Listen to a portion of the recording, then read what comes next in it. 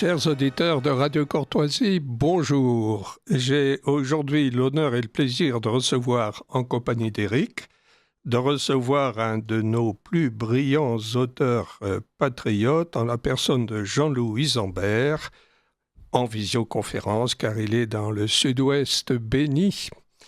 Et Jean-Loup Isambert, bonjour. Vous êtes journaliste, écrivain, auteur de L'enjeu des souverainistes face à la grande finance, paru le 1er octobre dernier, c'est tout nouveau aux éditions Libres d'écrire, et nous parlerons du combat du souverainisme contre le mondialisme.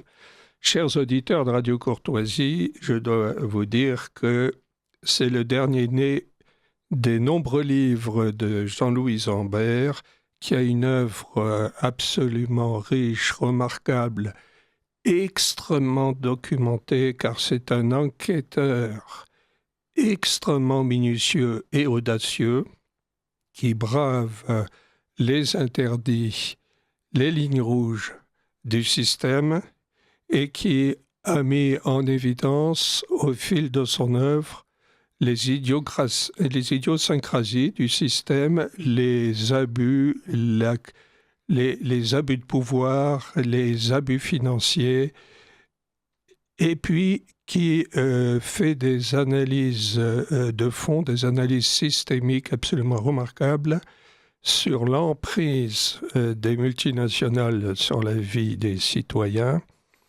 et il démontre les mécanismes pervers du mondialisme qui est à l'œuvre, notamment de plus en plus intense depuis les années 80. Alors, Jean-Loup Isambert, donc, vous êtes une des plumes les plus acérées du combat patriotique, et vous démontrez notamment dans votre dernier ouvrage et dans d'autres avant aussi, le caractère extrêmement belligène du mondialisme. Mitterrand disait « le nationalisme, c'est la guerre ». On pourrait plutôt dire « le mondialisme, c'est la guerre ». Oui, bonjour Laurent, bonjour à la technique, aux auditeurs de Radio Courtoisie et à la radio du Pays Réel. Merci aussi pour ton introduction.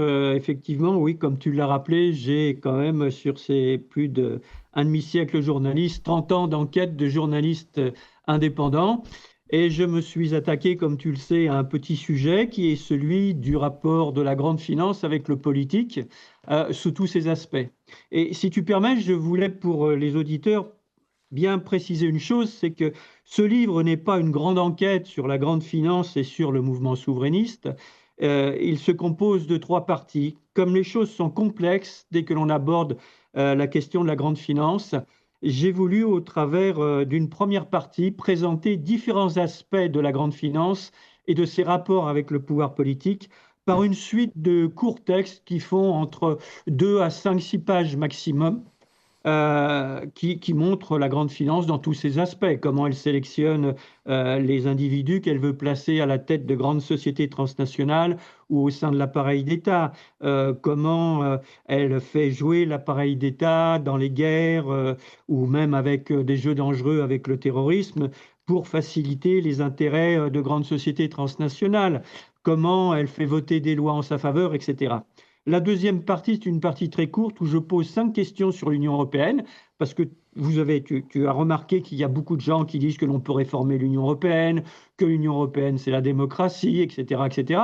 Donc je pense qu'il y a des questions qu'il faut poser, il faut y répondre avec le bilan de cette Union européenne, ce que j'ai fait d'une manière très courte. Et puis la troisième partie, la partie importante, tenant compte de la situation dans laquelle nous nous trouvons aujourd'hui, c'est le mouvement souverainiste en France. Alors peut-être que je pense que l'on y reviendra tout à l'heure, mais c'était justement de bien présenter le mouvement souverainiste. Alors quand tu plonges dans l'univers du souverainisme, tu trouves une multitude de petits partis, d'associations, d'organisations.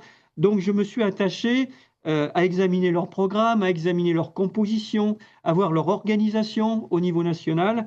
Et de ce panorama se dégagent 3 partis principaux qui sont l'Union, l'UPR, le PRCF, qui est le pôle de renaissance communiste en France, qui est né d'une scission du Parti communiste français en 2001-2002, qui a été fondé officiellement en 2004, et les Patriotes.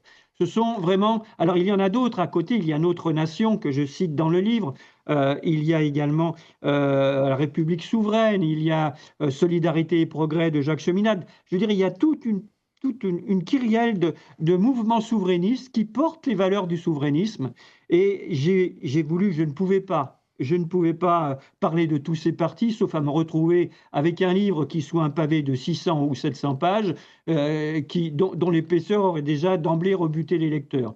C'est pour ça que j'ai été à l'essentiel, c'est-à-dire les trois partis organisés à peu près nationalement, avec des programmes cohérents, et tous d'accord sur trois questions essentielles: la question de la sortie de l'Union européenne, la question de la sortie de la zone euro, la question de l'OTAN, et surtout, que fait-on en même temps avec le Frexit? Comment construire, redonner à la France ses couleurs, si je puis dire?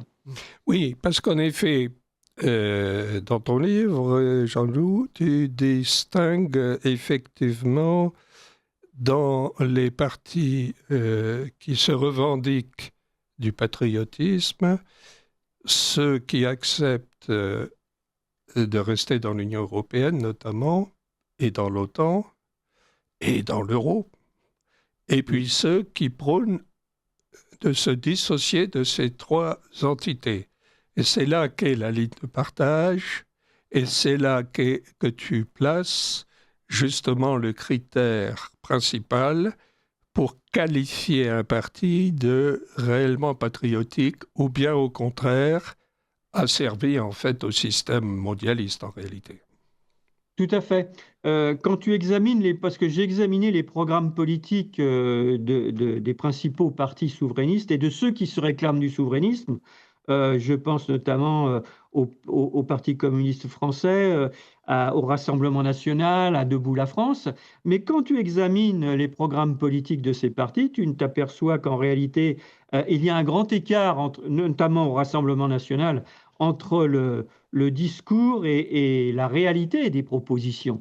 Le Rassemblement national, contrairement à son discours, comme il l'a laissé croire, ne propose pas la sortie de l'Union européenne. Il ne propose pas la sortie de la zone euro. Du reste, Jordan Bardella l'a lui-même déclaré, l'heure n'est plus à la sortie de la zone euro.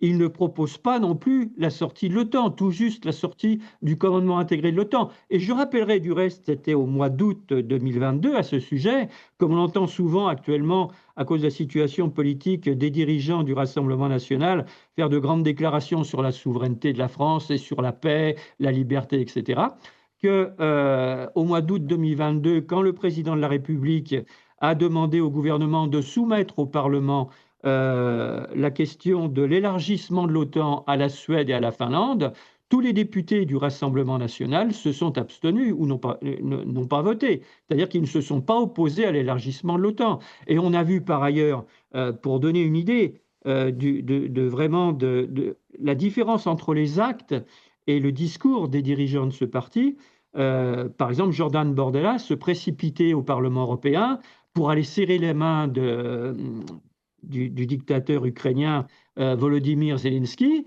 en le présentant, je cite de mémoire, comme un exemple de résistance, et partir après rencontrer Netanyahou au moment où, avec la Marion Maréchal Le Pen, au moment où les bombardements s'intensifiaient sur la Palestine.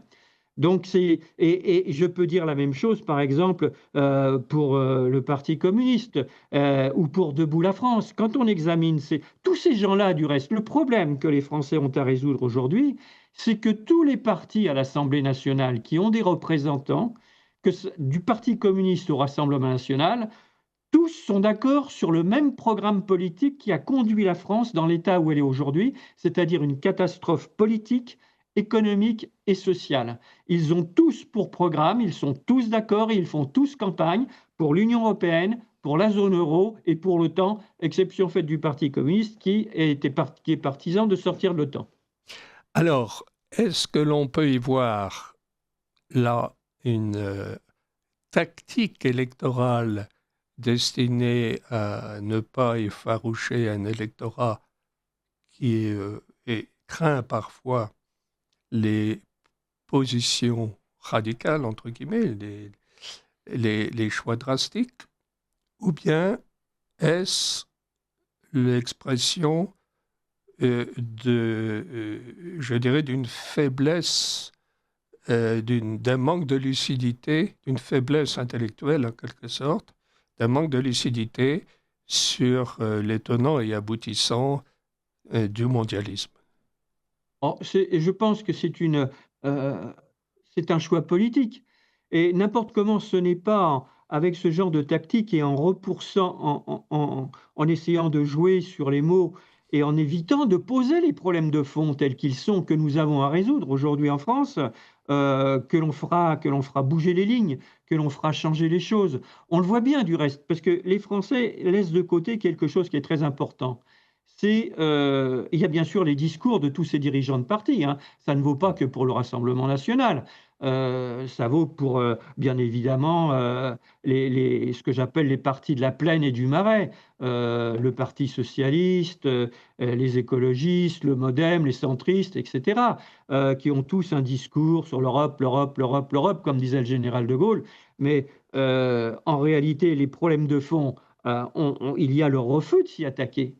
Si le Rassemblement, les dirigeants du Rassemblement national avaient la volonté de s'attaquer aux problèmes de fond, ils se battraient contre l'Union européenne, ils se battraient contre la zone euro et ils se battraient pour la paix en Europe. Parce que la guerre en Ukraine, il ne faut pas être naïf, c'est une volonté de Washington de diviser les Européens entre eux pour maintenir leur hégémonie sur l'Europe. Absolument. Ouais. Avec en arrière-pensée la volonté d'essayer de s'approprier les richesses de la Russie. Mais là, je pense il faudrait qu'ils revisitent un peu les leçons de l'histoire.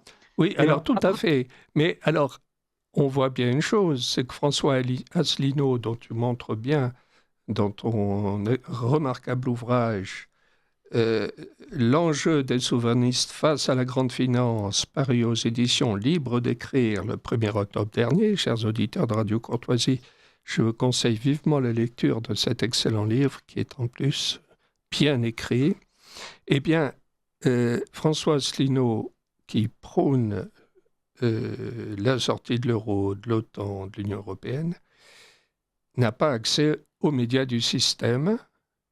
Et en fait, on peut constater que tous ceux qui prônent cela, finalement, sont exclus des médias du système. Donc, sauf peut-être une exception ou deux. Ah oui, complètement. Si tu prends, par exemple, Fadi Kassem, François Asselineau, Florian Philippot ne sont jamais interviewés, ou Voilà. très rarement, Ouais. alors que je tiens à le souligner, alors que ce sont les seuls, avec d'autres partis et d'autres mouvements souverainistes, à présenter à formuler une autre proposition politique qui est une proposition anti-crise et anti-guerre, avec une succession de propositions que formulent ces partis, Pôle de Renaissance communiste en France, UPR, Patriote. Et du reste, moi, quand j'ai étudié les programmes de ces trois partis politiques, il y a quelque chose qui m'a frappé, c'est que alors c'est passionnant, je vais te dire pourquoi, parce que ce sont des gens qui viennent, et tu le sais sans doute, de milieux politiques, idéologiques très différents, qui viennent de l'extrême droite, de la gauche, etc. Mais c'est passionnant parce que ces gens-là se retrouvent sur une idée fondamentale qui est comment faire revivre la France, comment préserver notre pays, comment la sortir de la crise et de la guerre. Et à partir de là, chacun s'est mis à formuler des propositions. Ces trois partis ont des programmes politiques. Et dans ces programmes politiques, ils ont des propositions qui sont parfois similaires et même souvent communes. Et le drame, c'est qu'ils n'arrivent pas à se parler parce que c'est une des questions. Parce que, comme tu as pu le voir à l'intérieur de mon enquête, je compare les propositions communes de ces trois partis politiques. Et je pense que tu as dû voir qu'il y avait des choses qui sont intéressantes et même surprenantes. Et en même temps, je donne la parole à chacun des dirigeants, c'est-à-dire à François Asselineau pour l'UPR, à Fadi Kassem, le secrétaire national du PRCF, et à Florian Philippot pour les Patriotes. Et je leur pose à chacun les trois mêmes questions. Donc, je laisse au lecteur découvrir les réponses. Mais ce qui est passionnant, c'est de voir que ces gens qui viennent de milieux différents ont des propositions vraiment, mais presque communes, et que dans le même temps, ils n'arrivent pas à se parler. Parce que quand je vais, moi, dans mes conférences que je donne avec les patriotes ou avec d'autres, dans les provinces, je rencontre des gens sur le terrain, et je peux te dire que les questions qui montent, c'est comment faire pour s'en sortir, la question qui monte. Alors, quand tu dis cela, il y en a des fois qui disent, ouais, bah, ils ont qu'à adhérer à l'UPR, oui, bah, il suffit d'adhérer aux Patriotes, ou eh bah, qu'ils nous rejoignent au PRCF. Mais les choses ne sont pas aussi simples que ça. Ce que veulent ces Français qui posent ces questions, moi que je rencontre à la base aujourd'hui, c'est comment débattre ensemble, comment agir ensemble, au moins sur les propositions communes. Parce que ces propositions communes, elles sont importantes. C'est la question de la sortie de l'Europe, de l'Union européenne, c'est la question de la sortie de la zone euro et c'est la question de la sortie de l'OTAN pour revenir à une France souveraine euh, politiquement, financièrement, économiquement et diplomatiquement. Comme on l'avait, comme le général de Gaulle avait commencé à en tracer la voie malgré toutes les entraves et toutes les embûches qu'il a eues à l'époque, avec d'autres, avec des gens comme Jean Monnet ou autres, qui écrivaient au secrétaire d'État des États-Unis, il faut abattre de Gaulle, alors qu'il était responsable du plan à l'époque. Hein. Mais quand tu vois toutes ces propositions qui sont en ébullition, et quand tu vois, moi je vois les questions des gens, je vois des gens, par exemple, à la CGT ou à la coordination rurale, donc des gens qui viennent de milieux très différents, qui me disent, mais nous, on n'attend plus rien de nos directions nationales. Les gars de la CGT qui préparent des grands rassemblements de lutte, qui sont à la base, qui me disent, mais on n'attend plus rien de la Confédération. C'est d'en bas que tu dois partir parce qu'il faut tout reprendre. Et de là, mais tu as un débat, des discussions, mais passionnantes sur la réforme des institutions, sur le référendum, sur la démocratie dans l'entreprise, sur comment changer les choses. Et alors, je donne aussi la parole à Jacques Nikonov, qui est un économiste que tu connais très certainement, qui a un parcours atypique, puisqu'il a été ouvrier, il a travaillé à l'usine pendant une dizaine d'années, et tout en travaillant à l'usine, il a préparé le concours de l'ENA. Et il a été reçu au concours de l'ENA et après, il a été représentant de la Caisse des dépôts et consignations à New York. Et il est revenu après en France. Il était très attaché, donc il a fait un parcours où il a voyagé vraiment. Il est passé du monde ouvrier à la grande finance. Après, il est revenu à la direction. Il a été élu à la direction du PCF où il est resté que 3 ans parce qu'il a dit moi ma place c'est pas là. Je veux changer les choses. Je ne suis pas là pour enfermer mon pays au sein d'un carcan qui est celui de l'Union européenne. Et il a été attaqué. Et il a fondé le Parti de la démondialisation. Et Jacques Nikonov, dans une intervention passionnante, me dit, mais il y a une question, on dit sortir de l'Union européenne, mais la question qui se pose aussi, et où il y a un vide sidéral quand on la pose, c'est comment sortir de l'Union européenne. Et tu verras qu'à partir de l'intervention de Jacques Nikonov, comme tu as pu le voir dans le livre, pardon, et de François Asselineau, tous les deux donnent leur point de vue, et il y a des points d'accord importants. Il y a les questions politiques, bien sûr, mais sur la question politique, ils sont d'accord. Et il y a après les questions techniques, des choses, par exemple, toutes bêtes, comment recaser les milliers de fonctionnaires français qui travaillent au sein des organisations de l'Union européenne. Bon, tout ça, c'est des questions, mais je veux dire, il y a un débat, il y a une volonté de débat qui est très forte à la base. Et imaginez, je ne sais pas ce que l'en pensent les auditeurs auxquels nous nous adressons, imaginez le courant qui se créerait aujourd'hui en France si les représentants de ces trois partis arrivaient à se réunir, à se parler en disant mettons sur la table nos points d'accord et nos points de désaccord et mettons-nous d'accord sur les points essentiels.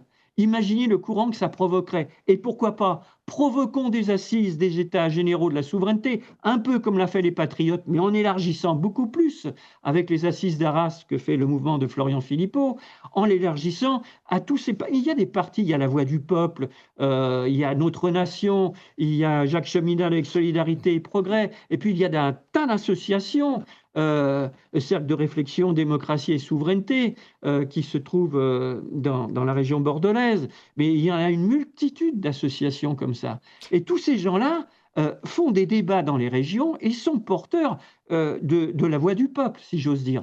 Et Alors, imagine des assises Oui. Imaginons des assises avec tous ces gens-là réunis, et je peux te dire que ce serait un courant d'espoir, une levée d'espoir qu'il a, et moi je la perçois, je la sens, et c'est comme une marmite qui bouillonne, si tu veux. Alors, ça serait effectivement magnifique, mais évidemment, que voit-on? On voit que malgré tout, bon, le choc des égos, le choc des chefs, on voit effectivement que chacun veut rester à la tête de sa formation, en toute autonomie, en toute indépendance. Et puis, effectivement, chacun rejette un peu la responsabilité sur les autres de Oui. cette désunion. Alors, toi-même, tu attribues cette désunion à quel facteur? Ah, il y a beaucoup de facteurs. Je pense qu'il y a un facteur essentiel, c'est qu'en France, la vie politique est très personnalisée Hein. et ça pèse vraiment sur le fonctionnement des partis. Mais il y a quelque chose, je vais te dire, qui m'a frappé, c'est que tous emploient à peu de choses près la même expression, sortir du clivage gauche-droite. Parce que tous ont bien compris, comme je le montre dans le livre, un peu comme aux États-Unis, où l'oligarchie a enfermé le peuple, les États-Uniens, dans un système démocrate républicain dont ils n'arrivent pas encore à sortir. Sur l'Europe, l'oligarchie a réussi à enfermer les peuples européens dans un système gauche-droite pour faire la même politique au service de l'oligarchie. Parce que tous ces gens-là sont sélectionnés, ces dirigeants, par l'oligarchie, comme je le montre dans le livre au travers d'un tas de réseaux, de clubs, etc. Mais et tu as ce poids de l'idéologie bourgeoise dominante qui est très forte. Mais je pense que quand notre pays est dans un tel état, euh, je pense qu'il faut arriver à faire l'effort de dire laissons de côté, alors ça ne veut pas dire que l'on ne tient pas compte, mais laissons de côté ce qui nous différencie et rassemblons-nous sur l'essentiel. L'essentiel, c'est la sortie de l'Union européenne, c'est la sortie de la zone euro, c'est la sortie de l'OTAN. Sur cet essentiel, tous ces partis formulent la même proposition. Et alors, on se croirait du temps de Vercingétorix, où les tribus gauloises avaient la connaissance du territoire, avaient la supériorité du nombre, mais alors n'arrivaient pas à se mettre d'accord entre eux. Et elles ont été jusqu'à livrer leur chef, Vercingétorix, à l'occupant romain. Ben là, c'est un peu pareil. On a un tas de petites tribus gauloises avec des idées magnifiques, qui ont la connaissance du terrain, qui sont ancrées dans les villes, dans les régions, dans les entreprises. Je pense notamment au PRCF sur les entreprises et les universités, aux Patriotes dans le Nord. Chacun a ses régions, chacun a ses réseaux. L'UPR, quand tu vois que tu vas sur le site de l'UPR ou Mm. des Patriotes, le site internet, et que tu vois toutes les délégations régionales qui existent, bon alors ils ont du mal à vivre, etc. Mais ça existe. C'est une base, c'est un ferment qui font vivre leur réseau. Alors, avec peu de moyens, mais ce sont des choses qui petit à petit gagnent du terrain. Et il faut tenir compte que ce gain d'audience se fait sur le terrain sans avoir accès aux grands médias nationaux. Alors voilà, question centrale, l'accès aux grands médias nationaux. Alors, il faut bien dire que les médias dits alternatifs, dont fait partie Radio Courtoisie, mais il y en a d'autres aussi, comme TV Liberté, comme les plateformes Internet comme Géopolitique Profonde et d'autres, sont en pleine ascension, ces médias alternatifs. Et Mm. c'est une très bonne chose, car eux donnent abondamment la parole aux auteurs transgressifs et aux acteurs politiques transgressifs, c'est-à-dire qui contestent le mondialisme. Mais que penses-tu de cette assertion fréquemment énoncée par Françoise Linault, qui est la suivante? euh, la popularité dépend aussi, est étroitement corrélée au nombre d'heures d'exposition sur les grands médias du système, qui effectivement ont encore une importance majeure, quoique déclinante. Et je, toujours selon Dixit Françoise Linault, je ne suis pas invité sur les grands médias, les médias du système, et je pâtis de cela sur le plan électoral. Et si j'étais invité comme il faudrait que je le sois, mes résultats électoraux seraient tout autres. Que penses-tu de cette formulation?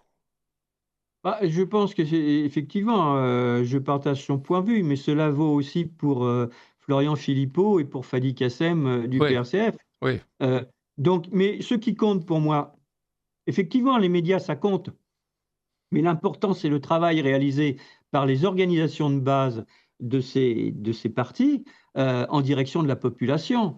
Je vais te donner un exemple. Quand j'étais récemment avec des représentants de la coordination rurale des paysans du Lot, et en discutant avec ces paysans, ces agriculteurs et ces éleveurs, ils me disent, alors bon, déjà, j'ai dit, mais attendez, moi, quand je vais sur le site internet de la coordination rurale, je vois qu'on peut réorienter l'Europe, c'est le même discours que un peu le PCF ou Nicolas Dupont-Aignan. Et les gars, ils te disent tout de suite, non, non, nous, l'Union européenne, on n'en veut plus. L'Union européenne, c'est le Mercosur, l'Union européenne, c'est la liquidation de nos entreprises, on n'en veut plus. On veut vivre de notre travail en France en coopérant avec d'autres pays, avec d'autres régions. Et mais ce qui compte, c'est, et quand tu vas à la CGT, tu as le même écho. On n'attend plus rien des directions nationales. C'est ce qui compte, c'est ce que nous allons faire, nous, en bas. Et évidemment, François Asselineau a raison sur la question des médias. C'est évident que ça pèse. Il faut voir comment les médias, qui sont la propriété des milliardaires, ont fait la campagne en 2017 d'Emmanuel Macron. Et du reste, on est quand même, moi je trouve que... Alors, je signale au passage qu'il y a quand même le PRCF et l'UPR qui tous deux font des propositions pour en finir avec justement cette dépendance des médias par rapport aux grands groupes économiques. Et effectivement, il y a quelque chose qui est complètement anormal. Voilà des médias qui sont la propriété pour 80-90% d'entre eux de grandes sociétés. Alors, tu les connais aussi bien que moi, hein, Famille Dassault, Xavier Niel, etc., etc., Bernard Arnault, j'en passe. Et ces milliardaires, moi, vais finir par croire qu'ils ne croient pas du tout dans les entreprises médiatiques qu'ils dirigent, parce qu'ils reçoivent quand même, quand on prend le rapport du Sénat où est détaillé les aides directes et indirectes à la presse en 2024, c'est 4,5 milliards d'euros, audiovisuel public compris. 4,5 milliards d'euros. Alors, quand on a des fonds publics, effectivement, on doit quand même donner la parole à ceux qui représentent dans le pays la seule force d'opposition au système, pour au moins qu'il y ait débat dans le pays. Mais on voit bien que ce n'est pas le cas. Quand François Asselineau est invité, c'est très rarement, il est pratiquement agressé par des gens qui n'ont même pas lu le programme de l'UPR pour lui poser des questions. On l'a vu encore récemment. Donc, c'est important, mais ce qui est décisif pour moi, c'est l'action à la base. Et en discutant avec ces paysans de la coordination rurale, mais je me disais, mais imaginons que ces agriculteurs qui se battent pour la sortie de l'Union européenne se retrouvent au coude à coude avec, par exemple, les militants des syndicats qui se trouvent dans des entreprises qui sont confrontés aux mêmes problèmes par rapport à l'Union européenne, par rapport à leur dépendance des grands groupes, qui les prennent en otage. Imaginons que tous ces gens-là se rejoignent et forment ce mouvement sur des bases qui sont très claires. La sortie de l'Union européenne, la sortie de la zone euro, la sortie de l'OTAN. Et là, tu rassembles une majorité de Français, mais tu les rassembles dans l'action. Et au bout d'un moment, les médias seront bien obligés d'en parler. Mais c'est ça, c'est à la base. Tu peux très bien avoir, du reste, tu as pu le voir dans l'interview que je fais de Fadi Kassem, le secrétaire national du PRCF. Lui, il dit en gros, je résume, pas question d'accord pour le moment, pas question d'accord entre les états-majors des partis politiques. Par contre, rien ne s'oppose à ce qu'il y ait des actions communes à la base sur des propositions communes. Mais C'est-à-dire alors, qu'on peut... quelles seraient ces actions communes à la base? Ce seraient des Ah bah manifestations? imagine le mouvement des agriculteurs qui soit rejoint par les commerçants et les salariés. Oui. Imagine la puissance de ce mouvement. On a vu les agriculteurs qui sont un peu à l'avant-garde du mouvement, et puis bon, ça retombe un peu comme des feux de paille, mais ils sont toujours là, hein. L'un d'entre eux me l'a dit, quand on est monté à Paris, on avait la colère, mais quand on a vu les CRS, dont la plupart sont des fils de paysans, taper comment la violence avec laquelle ils nous ont maltraités. Et je dis, quand on est revenu, aujourd'hui, on a la haine. Ce n'est plus la colère, c'est la haine. Et imagine le mouvement des agriculteurs qui a eu lieu, imagine que ce mouvement soit rejoint par les salariés des entreprises, par les commerçants des villes qui baissent le rideau en signe de solidarité. On peut imaginer tout un tas de choses dans les formes d'action. Quand le peuple français s'est trouvé dans la difficulté, soit face à l'occupant allemand, soit face à différentes crises sociales et politiques, il a su trouver des formes, il a su innover des formes d'action. Quel que soit, du reste, il n'a pas attendu les décisions des états-majors. Et c'est ce que te disent en gros aujourd'hui. Mais on l'a bien vu dans le mouvement des agriculteurs. On n'a vu aucune centrale, une grande centrale syndicale des salariés appelée à rejoindre le mouvement des agriculteurs. J'en discutais avec Fadi Kassem, le secrétaire national du PRCF, parce que pour le joindre, c'est difficile. Un jour, il était avec les agriculteurs, un jour avec les infirmières. Après, il était parti apporter son soutien aux marins pêcheurs de Brest qui étaient en grève pour sauver leur flottille. Donc, mais il y a un tas de... Et je vais te dire une chose, Laurent. En allant dans ces régions, tu t'aperçois que les médias du système étouffent ne parlent pas, mais alors d'un tas de luttes qui se déroulent dans les entreprises, dans des secteurs d'activité. Alors on peut dire, c'est sur un coin, bon, FR3 va leur donner un peu la parole et puis c'est tout. Mais les problèmes de fond ne viennent jamais dans les débats. On présente toujours ces mouvements comme de simples revendications corporatistes. Mais ce n'est pas de ça qu'il s'agit. Sur le fond de tout ça derrière, il y a la question que la crise, c'est le carcan de l'Union européenne, la crise, c'est la déconfiture de la zone euro, et la guerre, c'est l'OTAN. Et oui, mais alors, on voit bien, et il en va de même d'ailleurs, et tu le sais bien, Jean-Loup, pour les auteurs de livres. Ils sont confrontés aux mêmes problèmes, les écrivains, les essayistes, ils sont confrontés aux mêmes problèmes que les acteurs politiques, c'est-à-dire l'ostracisation totale et méthodique par, je ne parle même pas de l'audiovisuel public, évidemment, et le paroxysme de la censure, mais aussi les autres grands médias du système, grands non pas par la qualité et l'objectivité, mais par la surabondance des moyens mis à disposition. Notamment. Et on voit bien ce mur de verre médiatique qui bloque les accès des tenants de la critique du mondialisme, que ce soit des auteurs, que ce soit des acteurs politiques. Et d'ailleurs, cela fait penser qu'il faudrait notamment réformer l'audiovisuel public d'une manière radicale, ne serait-ce que l'audiovisuel public déjà, qui est une plateforme gigantesque, pour l'ouvrir aux esprits contestataires. Effectivement, la bataille médiatique est capitale. Oui, mais si tu veux, moi, la censure, comme je dis, j'ai été interviewé, j'ai donné une interview alors ça va t'amuser, mais c'était avec Netbook de Google. Et quand on m'a dit, il faudrait que tu parles de ton travail, etc., comment t'amener comment un journaliste d'investigation en France travaille. Alors bon, c'est vrai, moi j'ai tout de suite rencontré la censure parce que quand j'ai commencé à travailler en investigation, comme tu le vois, c'est par là que je commence dans le livre, euh, je, je travaille sur le plus grand crash boursier de la place de Genève, qui se passe en 95 et je sors mon premier livre d'enquête en 98, donc sur ce crash boursier de quand même de 20 milliards de francs de l'époque, 2 ans et demi d'enquête du cabinet des affaires complexes du ministère de la Justice suisse. Le cabinet des affaires complexes, c'est l'équivalent un peu du pôle financier à Paris.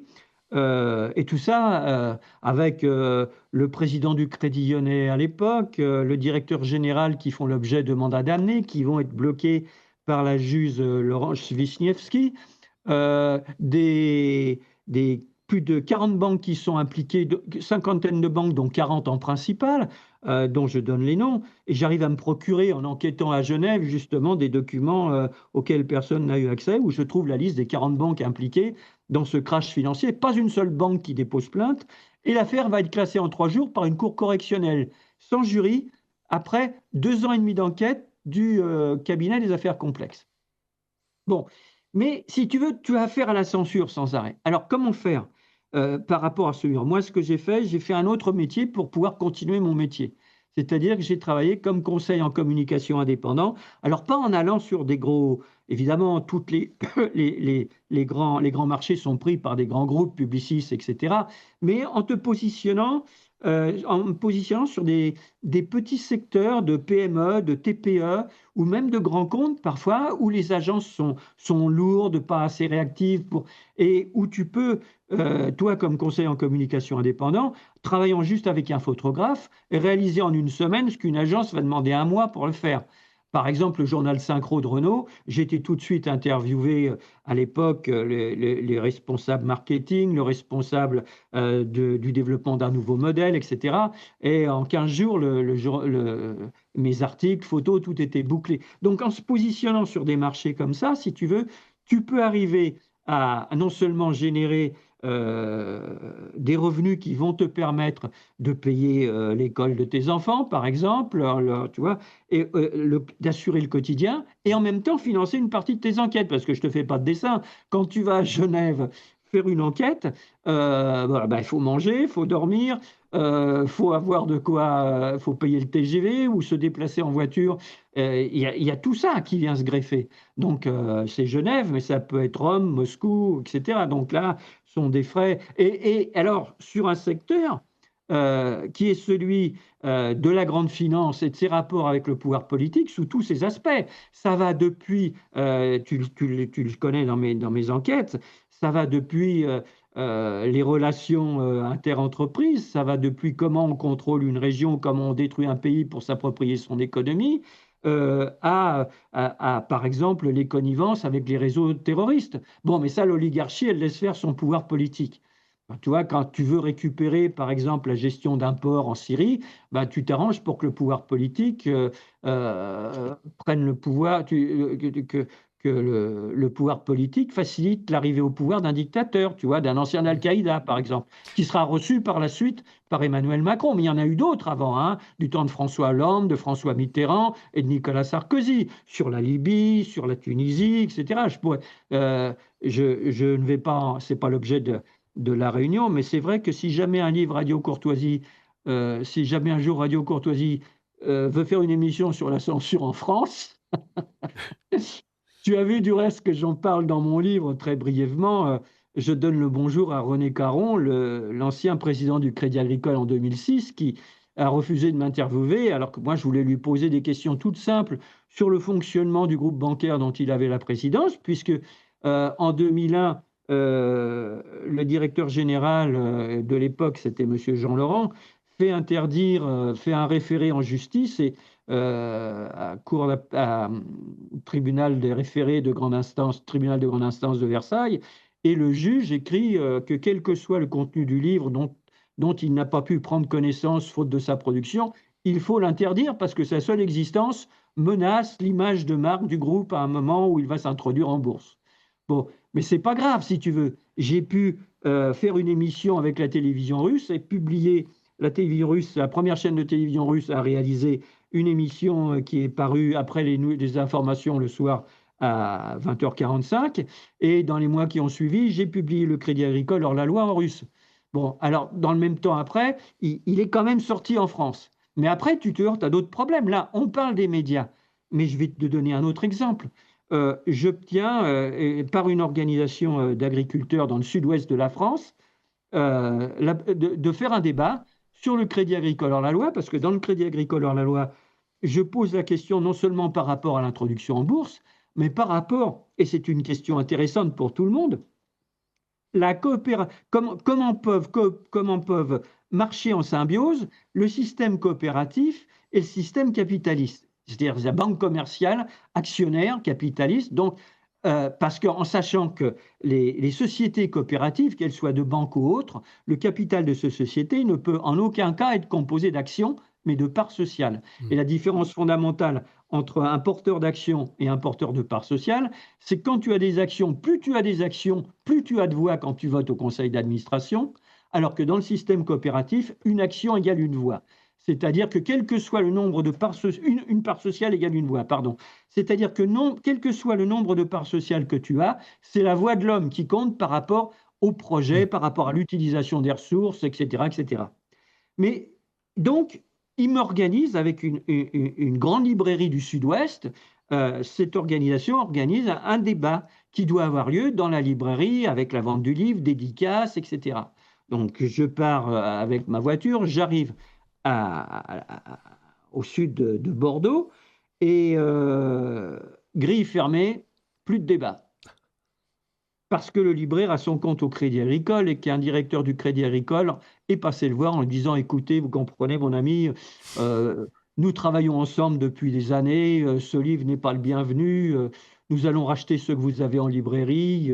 Alors bon, c'est pas grave parce que les agriculteurs ont réagi, ils ont contacté l'association des pêcheurs, l'association des chasseurs et du coup ils ont organisé ça s'est su dans le pays et en une semaine. Et ils ont organisé un dîner débat vente de dédicaces où il y avait plus de 200 personnes et où j'ai eu une soirée passionnante. Mais c'est pour te dire que la censure, il faut pas leur faire de cadeaux. Les censeurs, et tu as vu, je donne des exemples dans le livre, par rapport, par exemple, quand j'arrive à prouver les relations entre le pouvoir politique et la protection qui sont accordées par le pouvoir politique depuis François Mitterrand, principalement dans les années Sarkozy, Hollande, et puis après avec Macron, mais lui, il n'a fait qu'amplifier le phénomène. Les autres se contentaient des frères musulmans, maintenant, maintenant on est avec un ancien d'Al-Qaïda, bon, en Irak et en Syrie. Mais quand j'arrive avec les preuves, parce que je ne sais pas si tu as lu les deux tomes que j'ai publiés sur 56, censure aussi, parce que j'ai les preuves que ces gens-là qui sont recherchés par Interpol pour des actes terroristes, c'est-à-dire des attentats contre des avions civils, c'est-à-dire des attentats contre des personnes. On jette l'acide au visage des femmes qui refusent de porter le voile, c'est-à-dire des attentats dans des hôtels pour nuire au tourisme qui est une des principales ressources financières, par exemple de la Tunisie ou de l'Algérie. Donc, si tu veux, quand j'arrive avec toutes ces preuves, tous ces gens-là se sentent tellement protégés que quand je cherche, moi, que je les identifie, qu'ils sont en France, je dis, mais c'est pas possible. Ce gars-là, je le connais, tu vois, et tu te dis, mais moi, je ne suis pas du tout un spécialiste de l'islam, mais sa photo m'est restée. Attentat de 86, c'était les frères musulmans tunisiens. Fouad Ali Saleh. Alors, c'était le pub Renault, c'était le TGV, mais il y a eu sa photo une fois, je ne sais plus si c'était François, le Parisien, je ne me rappelle plus du. Mais quand je le revois à Paris en 1992, je me dis, mais qu'est-ce qu'il fait là, ce gars-là? Et par mes contacts, si tu veux, dans les milieux de la justice et de la police, j'obtiens confirmation qu'effectivement, il est recherché par Interpol. Parce qu'il faut savoir que Interpol ne peut pas procéder à l'arrestation d'individus qui sont recherchés. Interpol émet des fiches, alors qui ont une couleur différente selon les délits. Le terrorisme, c'est du rouge, des fiches rouges, des notices rouges, ça s'appelle, qui font 2-3 volets, où tu as la présentation de l'individu, les pays où il est censé se rendre, les crimes pour lesquels il est recherché, et en cas de localisation, prévenir Interpol. Bon, et ces gens-là se sentent tellement protégés par le pouvoir politique français que quand je cherche en tapant le nom d'un d'eux sur Infogreffe à l'époque, on est en 1992, mais sans y croire, je me dis c'est pas possible, les mecs ils sont planqués, ils sont protégés par le pouvoir, et bien je tombe sur un document d'Infogreffe où je trouve le nom de sa femme qui dirige une entreprise qui se trouve sur les Champs-Élysées, et puis j'en trouve d'autres qui sont membres du conseil d'administration. Et quand je continue après d'aller chercher dans le greffe du tribunal de commerce de Paris, j'en trouve un qui se sent même tellement protégé par le pouvoir politique français que dans le cabis société où il y a marqué responsabilité, ou je ne sais plus, tu sais, où tu as la fonction de la personne dans l'entreprise, administrateur, co-gérant, gérant, etc., le gars, il marque réfugié politique. Ah oui. Donc, je te dis, alors, bon, si tu veux, et quand j'arrive avec toutes ces preuves, eh ben, je vais pas, c'est pas l'objet de l'émission, mais à l'époque, je collaborais évidemment en indépendant à VSD depuis déjà plusieurs années, et je propose le sujet à VSD. Donc, je vois le rédacteur en charge, c'est super ton papier, Coco, on va faire une enquête, on va faire la une avec, on fait 5 pages, etc. C'était un vendredi. Donc je vois le rédac chef, je lui dis écoute, on ne va pas discuter finance maintenant. L'essentiel pour moi, c'est que ça paraisse. Et j'ai dit, cela étant dit, j'ai des frais, puis je voudrais quand même bien pouvoir me récupérer un peu. Pas de problème, tu viens lundi, on voit ça, etc.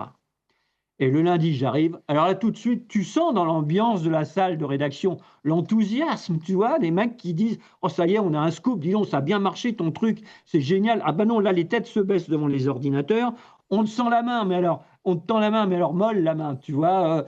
Tu as connu ça, toi, Laurent, hein. Oui, Tu vois, les gars, ils se regardent entre eux en disant qu'est-ce qu'il va faire, le mec? Il va renverser. Alors, comme j'ai senti l'ambiance, tu sais, au bout d'un moment, à force de marcher avec une pince à linge, fonctionner avec une pince à linge sur le nez quand tu rentres dans certaines salles de rédaction, tu vas voir la maquettiste et que tu lui dis, cher ami, auriez-vous l'amabilité de me passer tout de suite une photocopie de la maquette? Donc, j'ai la photocopie de la maquette de VSD qui devait sortir à l'époque, avec les 4 pages, avec la photo des gars, les extraits de la fiche d'Interpol, puis je vais voir le rédacteur en chef. Je dis, tiens, salut Jean-Pierre, comment ça va, etc. Alors je dis, bah, il faut qu'on se voit maintenant pour, alors je le vois, on me dit oui, puis alors j'ai senti qu'il était un peu embêté, tu sais, comme s'il avait un manche à balai, et il ferme la porte de sa cage de verre et puis, il passe derrière son bureau, il dit: «Tu comprends, d'abord, il faut qu'on soit d'accord sur une chose, c'est qu'un directeur du journal a le droit de publier ce qu'il veut dans son journal». Ah bah, j'ai dit: «Me prends pas pour que je ne s pour ce dont que je ne suis pas, dis-moi tout de suite pourquoi ça paraît pas?» Bah, tu comprends, alors là, tu comprends, c'est dur à expliquer. Alors il dit: «Bah, tu comprends, pour les le sujet est pas vraiment n'est plus vraiment dans l'actualité». ah oui, Ah bah, ça, oui. puis là, faut que tu trouves autre chose. On est quand même en mars 93. Je dis: «Il faut que tu trouves autre chose» parce qu'il y a Tahar Djaoud qui est un poète communiste algérien qui a été assassiné par des groupes du GIA, du Groupement Islamique Armé, parce qu'il était communiste et qu'il était poète. J'ai dit: «En plus, il y a des femmes qui se sont fait massacrer à coups de hache dans un village parce qu'elles refusaient de porter le voile». Alors je dis: «Non», je dis: «Me dis pas que le sujet est pas dans l'actualité». Alors il me dit: «Oui, mais enfin bon, tu sais, pour, les lecteurs, c'est que 5 terroristes de plus». Ah ben, je dis: «Pas n'importe lesquels». Je dis: «Tiens, regarde, fiche d'Interpol, 1, 2, 3, 4, 5, Cabis Société, 1, 2, 3, q». Il dit: «Oui, mais enfin bon, ben, écoute, on va te payer tes frais et alors je te passe la suite, hein. Je te passe la suite après avec Paris Match, avec, Le Point, Le Nouvel Observateur, L'Express, Le Figaro Magazine». J'ai fait le tour, hein. Alors, il y en a qu'un qui a réussi à publier quelque chose, à l'époque, parce que j'ai vu très vite après que c'était plus possible, c'était l'Humanité Dimanche à l'époque, qui avait un bon responsable de la rubrique internationale et qui a sorti, 4 pages sur les filières intégristes en région parisienne. Mais, je peux te dire qu'en 2015, ce n'était plus possible parce que quand j'ai proposé mon sujet, parce que j'ai suivi ces filières de recrutement qui partaient de Belgique, France, Espagne, qui prenaient les gars prenaient le bac à Tarifa, au sud de l'Espagne, pour aller à Tanger, où tu avais des facilitateurs qui les recevaient. Alors ils passaient le vendredi en général, parce que le vendredi, c'est le jour de la grande prière, et ce qui fait que tu as des douaniers qui, sous prétexte ou parfois, peu importe, quittent leur poste et ne reviennent pas l'après-midi.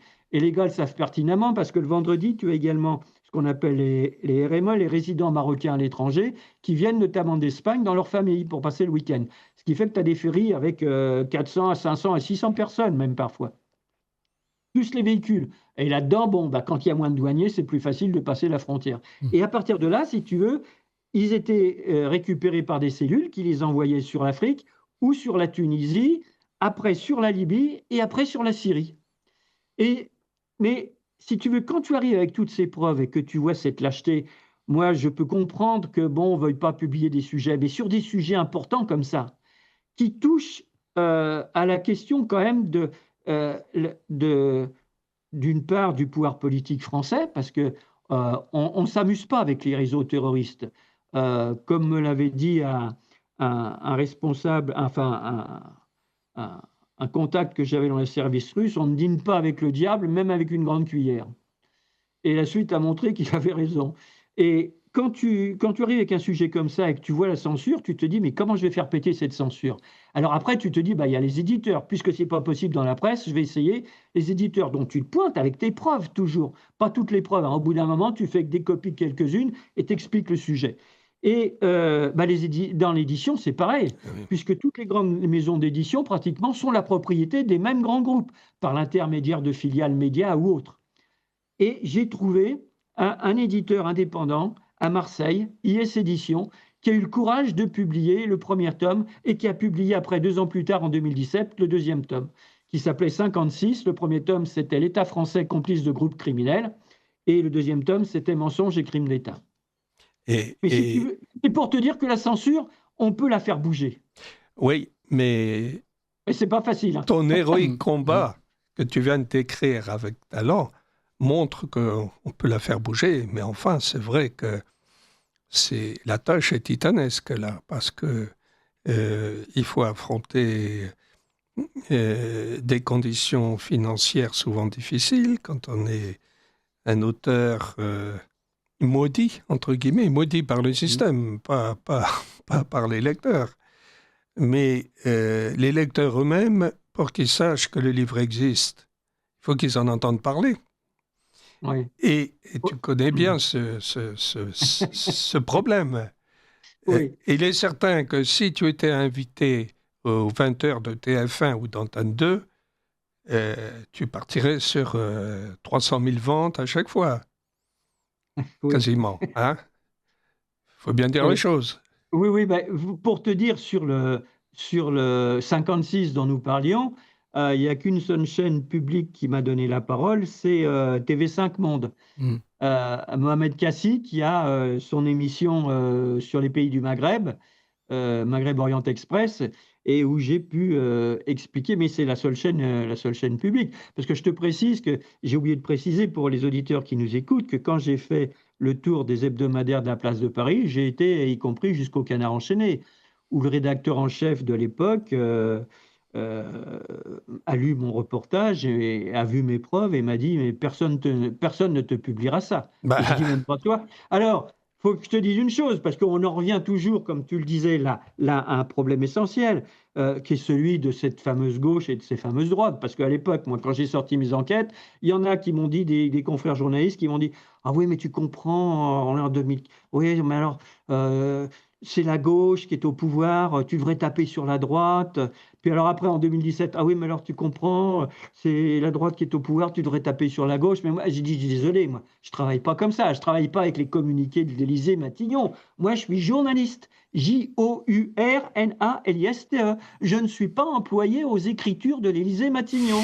Donc, je travaille avec des faits, pas avec les communiqués qui viennent de l'Élysée Matignon. Alors, quand tu dis ça, les mecs, ah ouais, ben alors là, on va pas. Mais non, mais les faits, là, les faits, vous les avez sous les yeux. Qu'est-ce qu'ils vous disent, les faits? Alors, il faut pas. Alors, un coup, c'est la gauche, un coup, c'est la droite, il ne faut pas dire. Et on en revient du reste à la situation dans laquelle on est au plan politique, où tu vois la gauche et la droite qui ont fait la même politique pendant des décennies, depuis 1970 pratiquement, hein, euh, et où tu vois qu'ils essaient encore de jouer, de tromper les gens, alors que sur le fond, sur le fond, ils sont d'accord pour la même politique. Donc, il faut surtout censurer ceux qui s'y opposent. Il ne faut pas dire qu'il y a des possibilités de faire autrement, de sortir de la crise, et qu'il y a des partis qui font des propositions aux Patriotes, à l'UPR et au PRCF, qui viennent d'horizons politiques complètement différents, idéologiques complètement différents, mais qui ont la France au cœur et qui veulent changer les choses, non seulement pour sortir de l'Union européenne, de la zone euro et de l'OTAN, mais qui formulent aussi des propositions très intéressantes sur la démocratie, sur ce qu'il faut changer en France pour revenir à une république démocratique. Par exemple, 2 exemples.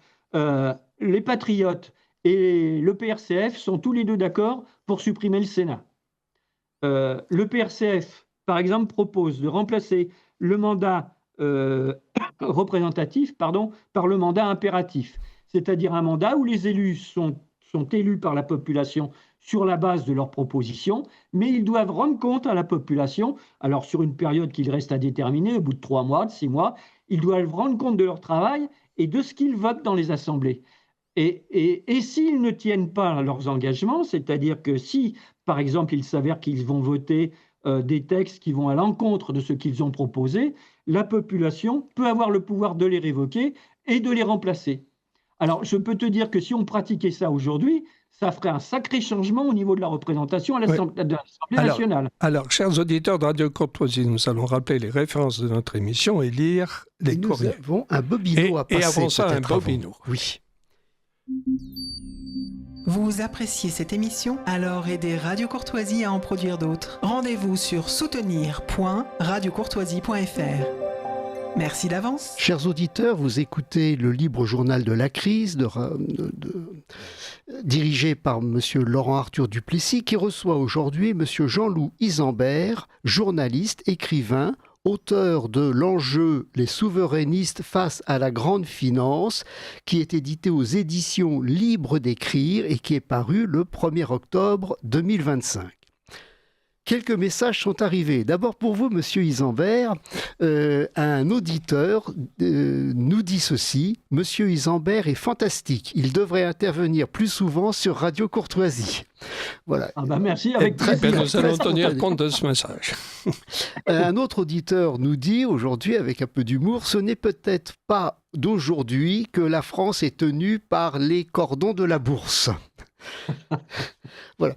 Un autre auditeur pose cette question: est-ce que le mondialisme ne découlerait pas d'une manière de penser à travers le commerce international qui serait l'apanage d'une élite minoritaire qui se place au-dessus des nations?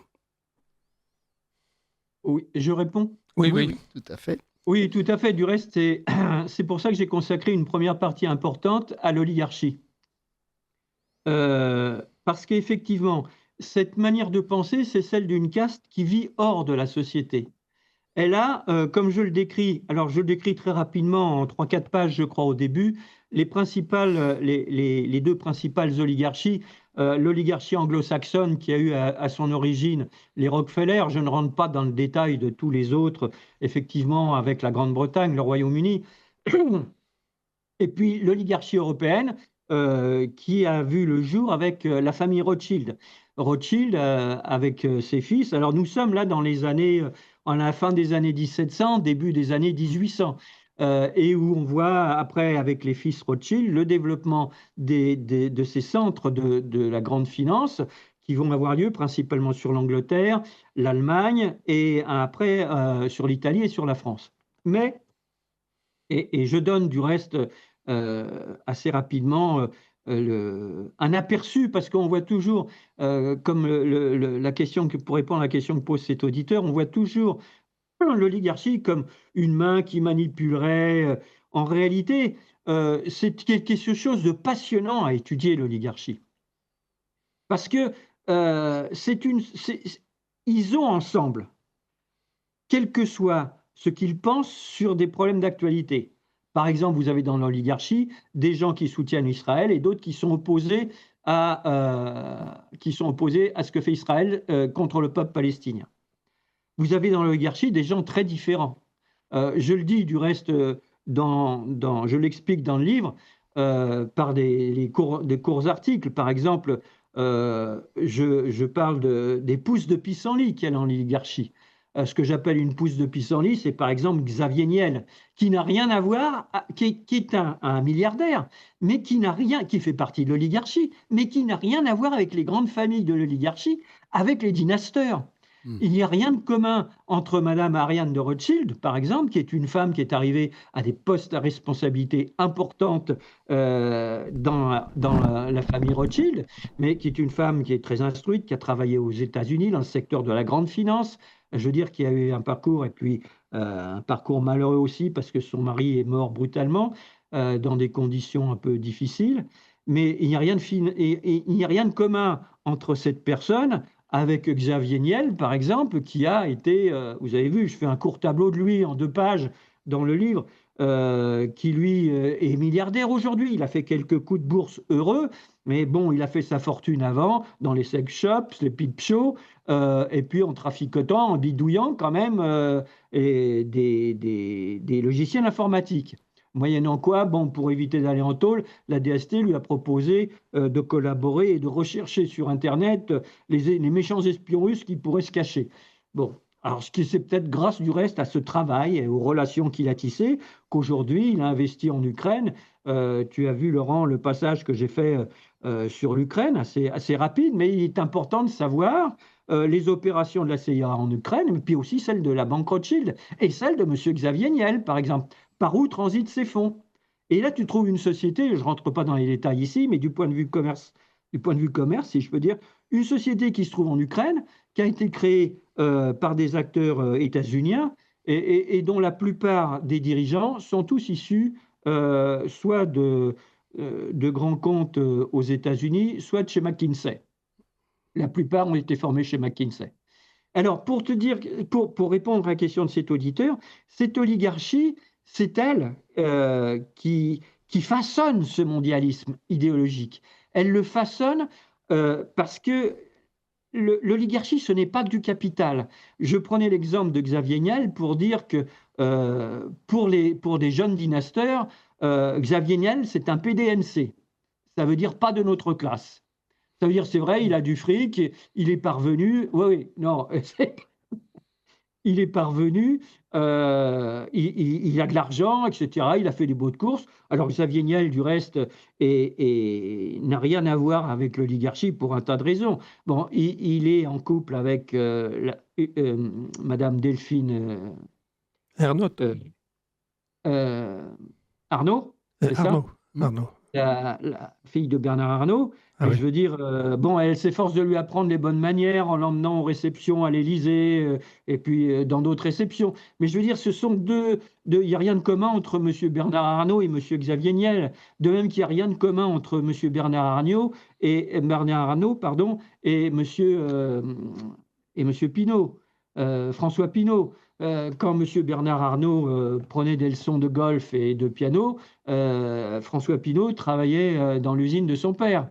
Donc, vous voyez, vous avez dans l'oligarchie un monde passionnant. Ce ne sont pas tous des gens, alors ils ont tous fait des études, ce sont tous des gens très cultivés, mais ce n'est pas que le capital. Le capital, il est financier, mais il est aussi social et il est symbolique. C'est-à-dire que l'oligarchie, elle a ses réseaux internationaux.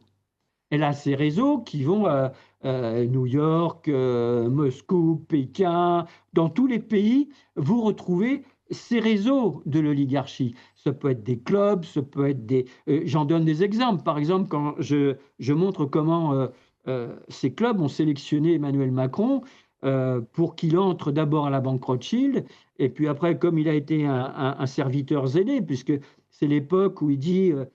quand il est associé à la Banque Rothschild, il dit on est un peu comme des prostituées. Et je trouve que l'image est assez belle. Alors peut-être que son employeur de l'époque, la Rothschild, aurait préféré une image qui ait une connotation un peu moins travailleuse du sexe. Hein, c'est possible.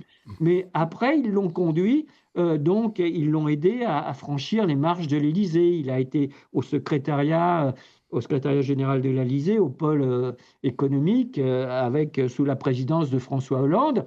Et comme il a bien travaillé, qu'il a bien appliqué, qu'il a bien préparé déjà le dossier Alstom, parce que c'est ce à quoi il s'attaque dès qu'il arrive à l'Élysée, on va lui faire, il va devenir ministre de l'économie. Tiens, justement au moment où il faut régler le cas de l'affaire Alstom. Et vous connaissez la suite après. Donc c'est pour dire que cette oligarchie, elle façonne par des gens qu'elle place dans les médias, dans l'appareil d'État et dans les grandes sociétés transnationales, elle façonne tout un courant de pensée, toute une manière de penser. Et on en a parlé de ça un peu avec l'ami Claude Janvier quand on a produit aux éditions Jean-Cyril Godefroy L'Abandon français, où l'on montre comment cette oligarchie façonne nos comportements au quotidien. C'est-à-dire, la référence, c'est la langue anglaise, qui est imposée de multiples manières, par les réseaux informatiques, par le mode d'emploi qu'on ne trouve plus qu'en anglais, par la mode.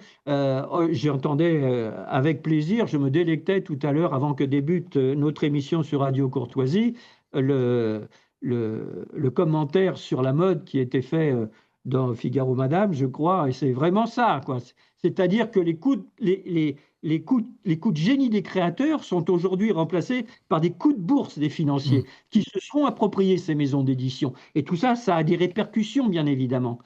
Pour te donner un exemple, on ne va pas embaucher Jean-Louis Zambert à la direction de l'Humanité ou même pas à la direction, à la rédaction de l'Humanité ou du Figaro Magazine pour faire un travail de journaliste. Ce qu'on a besoin là, c'est d'employés aux écritures qui ne posent pas de problème avec la banque. Quand je sors le livre Le Crédit Agricole hors la loi en 2001, je me dis tiens, mon éditeur prend contact avec l'organisation de la Fête de l'Humanité, puisqu'à la Fête de l'Humanité, à l'époque, il y a une cité internationale, il y a une cité commerciale et une cité du livre, où il y a des débats, des auteurs qui viennent présenter. Mais je ne serai pas invité à la Fête de l'Humanité, à la Cité du Livre, parce que l'un des principaux annonceurs de la Fête de l'Humanité, c'est le Crédit Agricole, qui a un très grand stand dans la cité commerciale. Alors, je peux prendre d'autres exemples après, comme ça. Et tu veux voir des exemples parfois surprenants. Quand j'envoie 56 à Russia Today, par exemple, à la directrice de l'époque, nous sommes en 2017, je lui envoie les 2 tomes, le premier tome et le tome 2. Ben, je me dis, Russia Today, tenant compte des déclarations que fait le ministre Lavrov, le ministre des Affaires étrangères russe, par rapport au terrorisme et par rapport à la manière dont l'Occident utilise le terrorisme, je me suis dit ça, moi je suis en plein dans le créneau là. Pas de réponse. J'ai jamais eu de réponse. Alors c'est pour te dire que tout ce mondialisme, il se façonne. Les idées du mondialisme, elles sont façonnées par tous ces clubs, mais surtout par les dirigeants qui sont à des postes de direction ou cadres dirigeants dans ces sociétés transnationales et dans l'appareil d'État.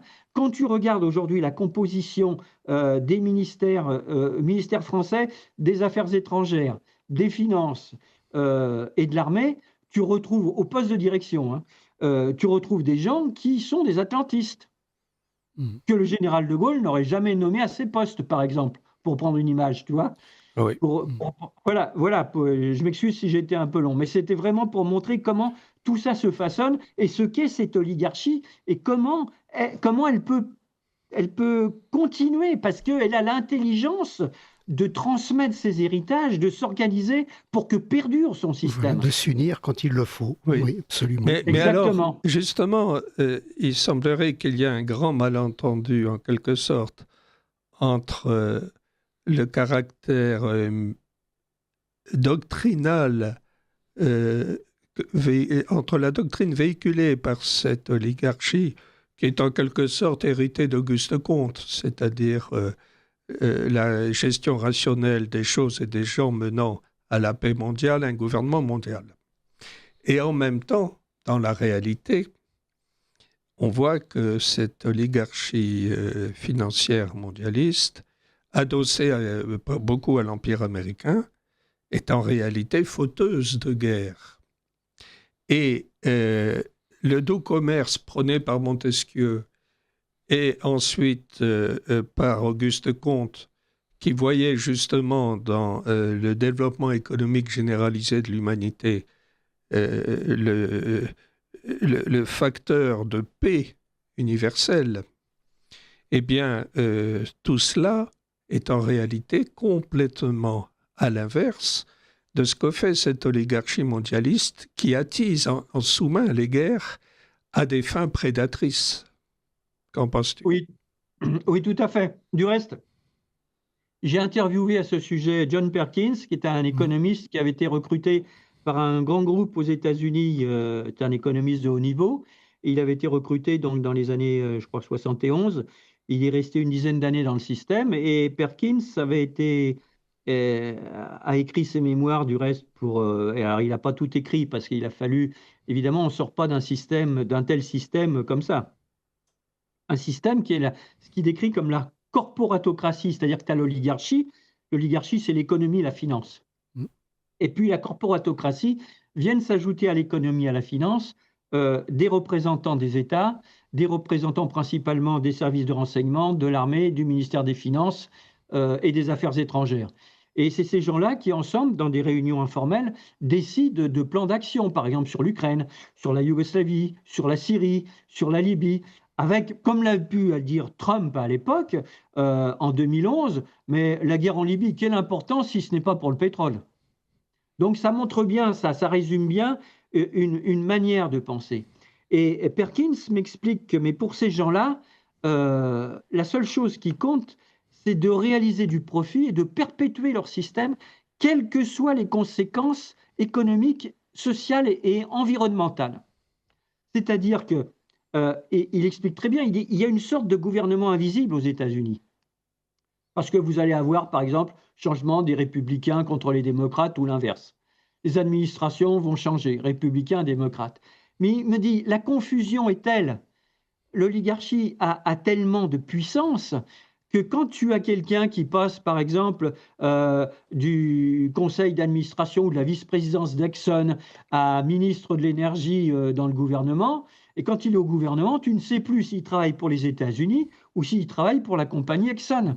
Parce que les textes qu'il prend, qu'il fait voter, comme l'a fait Macron, comme il l'a fait dans un tas de domaines pour renforcer le secret sur les entreprises, sur les actionnaires qui doivent apparaître, comme il l'a fait dans un tas d'autres domaines, de manière à favoriser, à privilégier les intérêts de l'oligarchie, de la grande bourgeoisie, ce qu'avait voulu faire d'une certaine manière Sarkozy, en dépénalisant le droit des affaires. Tu m'étonnes quand tu vois ce qui se passe aujourd'hui, tu comprends pourquoi il était pressé que ce soit dépénalisé, pardon. Mais également, tout ça, c'est même du temps de Hollande, c'est pareil. C'est la grande finance qui est derrière. Quand tu vois toutes les propositions, et je le donne dans le livre, quand tu vois comment évolue, je veux dire, la baisse de l'imposition sur les entreprises, quand tu vois comment évolue, alors c'est pas seulement la baisse du taux d'imposition des entreprises, c'est que tu as des entreprises qui ne payent pratiquement plus de cotisations sociales. Absolument. Je donne du reste dans le livre un rapport de l'adresse qui est une des directions centrales qui travaille avec plusieurs administrations, le ministère de l'économie, du travail, des finances, etc., et qui montre comment les charges sociales des grandes sociétés transnationales, alors je ne parle pas des TPE et des PME, hein, je parle des grandes sociétés transnationales, comment ces charges sociales ont baissé. Je veux dire, se sont déportés. Je vais donner un exemple. Par exemple, l'aide totale aux entreprises. Bon, ça, on pourrait en parler, mais la Commission des comptes de la sécurité sociale, le manque à gagner provenant des différentes exonérations de cotisations sociales est passé de 74,3 milliards d'euros en 2021 à plus de 90 milliards d'euros en 2024. Ça fait quand même plus de 20 milliards d'euros de différence. Alors, qui va payer cette différence? Eh bien, ce sont les contribuables. Voilà. Alors, cette étude de la direction de la recherche, des études, de l'évaluation des statistiques dont je parlais à l'instant, l'adresse, qui s'intitule « La protection sociale en Europe en 2023 », elle montre que les cotisations employeurs, principalement celles du grand patronat, ne cessent de régresser. Je te cite un passage, et je cite un passage, pardon, pour les auditeurs. Depuis le début des années 2000, les sources de financement de la protection sociale dans l'Union européenne des 27 ont évolué dans le sens d'un accroissement de la part des contributions publiques et d'une baisse de celle des cotisations employeurs. Alors le président, le dirigeant du MEDEF, qui veut, paraît-il, créer un grand mouvement des entreprises pour protester contre les charges trop lourdes, pour protester. Je lui donne rendez-vous, moi, autour de ces chiffres. Tiens, voilà un bon sujet de débat avec le MEDEF. Alors, bon, tu as vu que dans le livre, je donne d'autres sujets de débat. Par exemple, la présence de Business Europe, qui réunit tous les patronats de l'Union européenne, et comment ceux-ci se retrouvent avec des politiciens et hauts fonctionnaires de la Commission européenne dans des réunions pratiquement secrètes pour décider ensemble des textes de loi qui pourraient faciliter soit des entreprises de la Chambre états-unienne de commerce et d'industrie, soit faciliter des entreprises allemandes ou des entreprises françaises, un peu moins pour les entreprises françaises. On fait plutôt pour l'Allemagne et pour le monde anglo-saxon.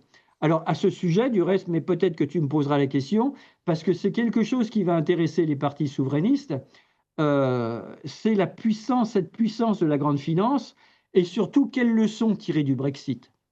Je te laisse avancer. Oui, je ne veux pas faire les questions. Je ne veux pas faire les questions et les réponses, on n'est pas à BFM TV. Hein. Oui, parce qu'il y a la question, effectivement, de la libéralisation des échanges. Les capitaux font le tour de la planète en un clic d'ordinateur. Il n'y a plus de barrières nationales dans ce domaine. Et finalement, on a vu se développer depuis 30-40 ans une super classe mondiale que tu viens de décrire, qui a sa logique propre, qui est complètement coupée des peuples. Et on voit bien que le défi lancé, et on arrive au Royaume-Uni du Brexit, on voit bien que le défi lancé à des équipes patriotiques arrivant au pouvoir, c'est celui-là. Comment faire pièce à ce monde, à cette hyperclasse mondiale? Oui, alors je vais répondre à la question en 2 temps, si tu me permets, Laurent. Premièrement, juste une chose pour donner une idée de la puissance de cette grande finance aujourd'hui. Et je conseille du reste, pour les gens que ça intéresse, de se reporter à un livre qui est vraiment remarquable. Je dis remarquable parce qu'il décrit de manière très simple, presque comme un roman, des phénomènes qui sont très complexes.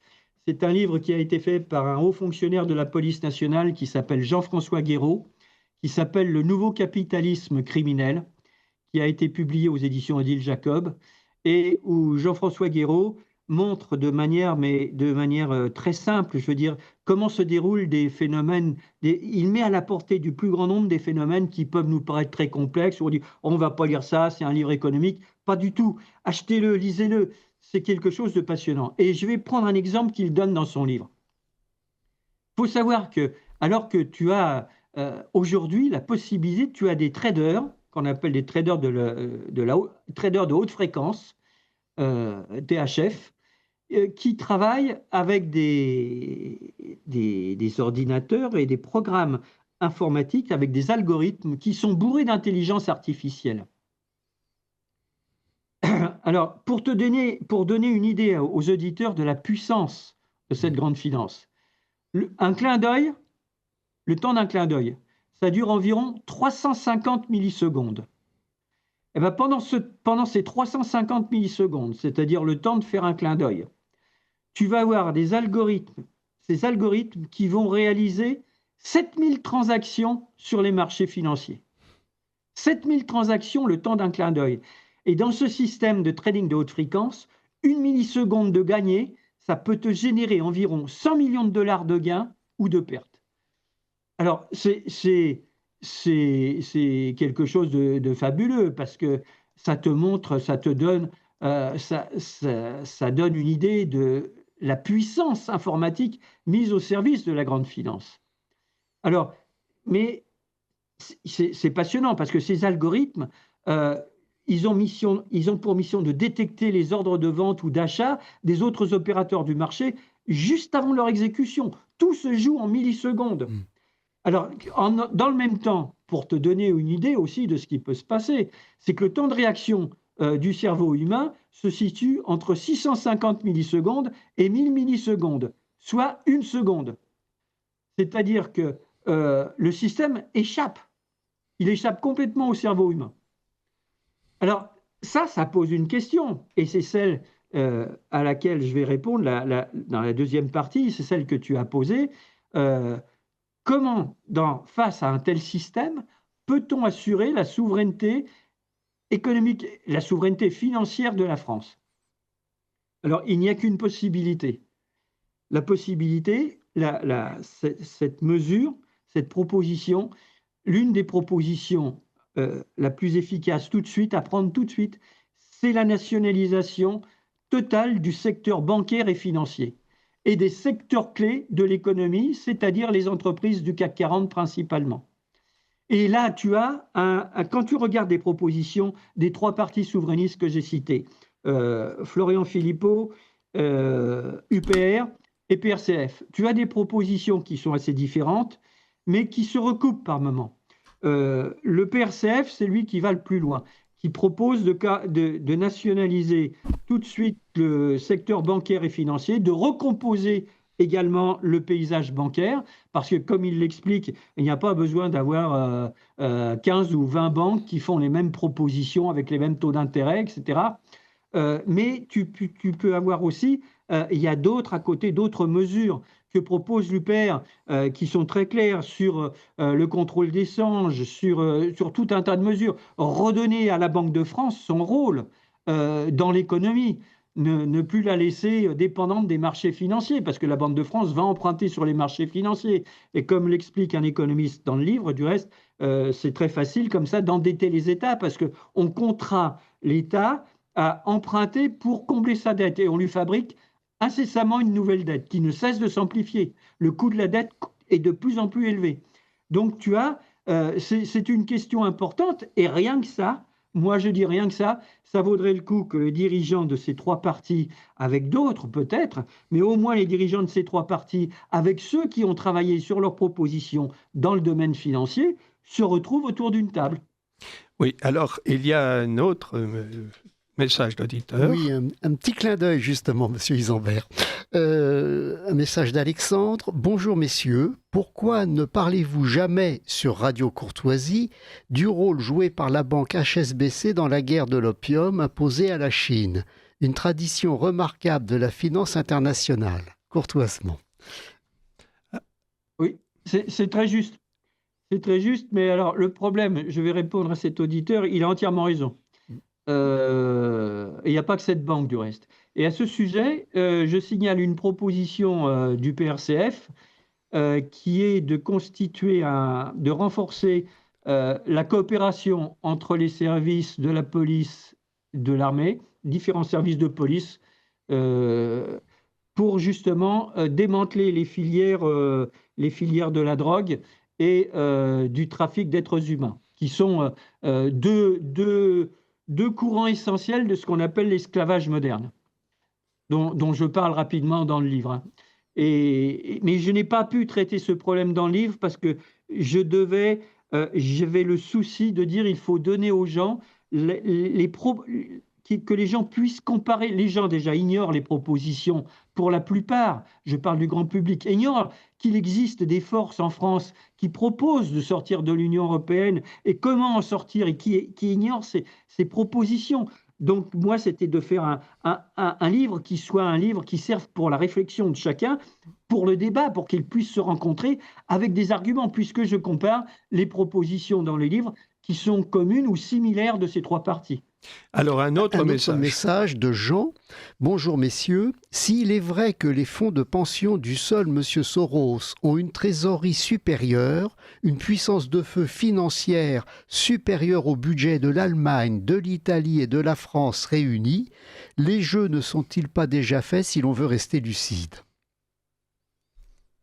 Ça s'arrête avec la nationalisation du secteur bancaire et financier et les propositions que font le PRCF et l'UPR principalement, un peu les patriotes, mais à mon avis, du côté des patriotes, ça pêche un peu justement sur l'aspect, mais c'est un avis personnel, hein, sur l'aspect justement de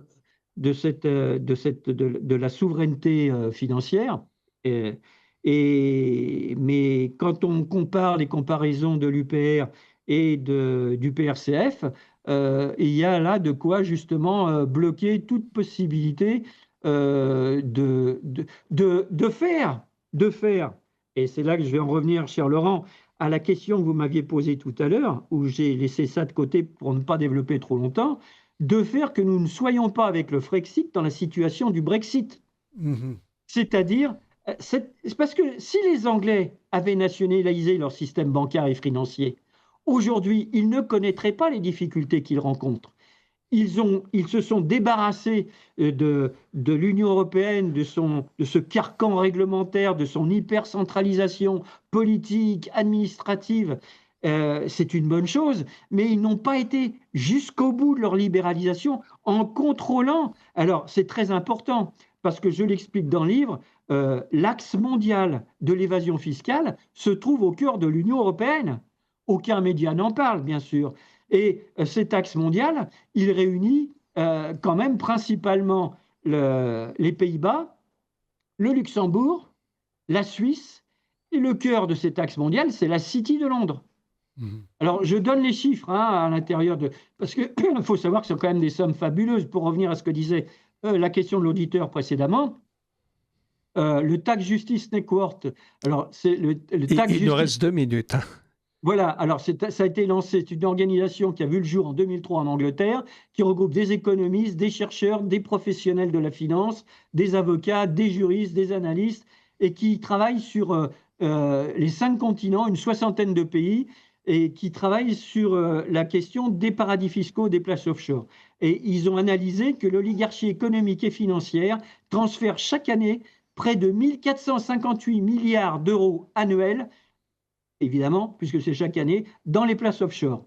En 2024, cette fuite de capitaux qui est organisée et auquel participe le grand patronat français, a fait perdre environ 466 milliards d'euros de recettes fiscales aux États, dont 255 pour l'Union européenne et 24 pour la France. Et quand je dis 24, c'est un chiffre minima, puisque certains l'évaluent à 50, voire 100 milliards d'euros. Eh bien, cher Jean-Louis Zambert, ce sera en quelque sorte le mot de la fin. Je rappelle le titre de votre excellent livre, L'enjeu, les souverainistes face à la grande finance, paru le 1er octobre dernier aux éditions Libres d'écrire, et que l'on retrouve aussi sur Amazon, Fnac.com, etc. Et tous les bons libraires. Et tous les bons libraires aussi, sans doute. Oui, mais pour se procurer le plus rapidement, c'est évidemment par Amazon ou Libre d'écrire, l'éditeur. Voilà, et aussi par Libre d'écrire, l'éditeur, c'est ça. Oui, tout à fait. Et en tout cas, il est en bonne place sur Amazon. On peut le commander aussi sur Amazon. Là, heureusement... Il existe également en format numérique, e-book. Oui, et d'ailleurs, j'ai eu le plaisir de le lire par le format Kindle, qu'il faut aussi mentionner, qui permet d'avoir immédiatement le texte. Chers auditeurs, si votre appétit de lecture est insatiable, par Kindle, vous avez aussitôt, pour 9 € le texte de Jean-Louis Zambert, que je vous conseille de... Ah oui. Un auditeur dit une chose très intéressante à l'instant même. La Grande-Bretagne a fait le Brexit, mais elle a la City. Nous n'avons rien. Merci à cet auditeur. Eh bien, ce sera l'objet d'une autre émission, cher Jean-Louis Zambert, car nous en ferons d'autres. Chers auditeurs de Radio Courtoisie, à bientôt. Beaucoup. Merci à vous et merci à Radio Courtoisie pour cette invitation. Merci, avec plaisir. À bientôt. À bientôt. Bonjour, Laurent Arthur Duplessis, vous dirigez le Libre Journal de la Crise. Pourriez-nous, s'il vous plaît, nous parler de votre générique ? Oui, eh bien, justement, comme le nom de mon émission, c'est le Libre Journal de la crise dans toutes les acceptions du terme, économique, financière, politique, militaire et civilisationnelle. J'ai choisi un extrait du Vaisseau fantôme de Wagner pour marquer le caractère tragique de l'histoire en général, avec un grand H, et donc de ces manifestations paroxystiques que sont les crises au fil des siècles et des millénaires, et aujourd'hui particulièrement, où nous entrons dans une phase très, très tumultueuse de l'histoire à nouveau, après l'intermède de la fin de l'histoire, entre guillemets, de Fukuyama, telle que la doxa mondialiste l'a professée et qui est actuellement totalement battue en brèche tous les jours par une actualité nationale et surtout internationale extrêmement tendue. Je vous remercie.